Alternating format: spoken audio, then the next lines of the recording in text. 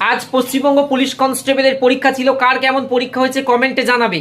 আমরা এইমাত্র GK analysis করলাম, আর ইংলিশটা জিকে 25টা থাকে, তার মধ্যে 23 আমাদের কমন এসছে, আর দুটো ক্লাসে করানোর মধ্যে ছিল না, বাট পারা সম্ভব যারা পড়াশুনো করেছে।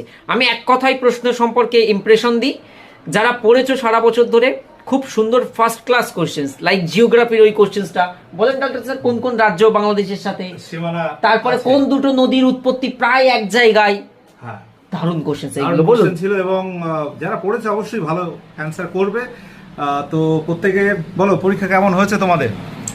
মিজান স্যার বলুন।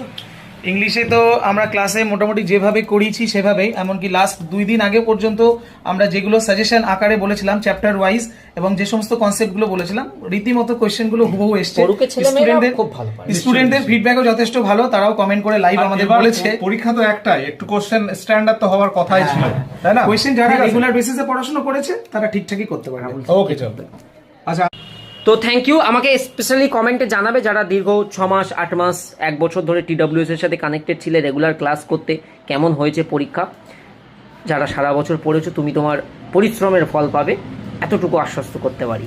চলো, ইন্টারভিউয়ের জন্য প্রিপারেশন ক্লাস আমরা করাবো, নো ডাউট। আগে দেখি রেজাল্ট আউটের পর কত সংখ্যক ছেলে মেয়ে পাস করে আমাদের থেকে। তারপর যদি খুব বেশি ছেলে মেয়ে পাস করে যায় তাহলে তো অফলাইনে পসিবল না।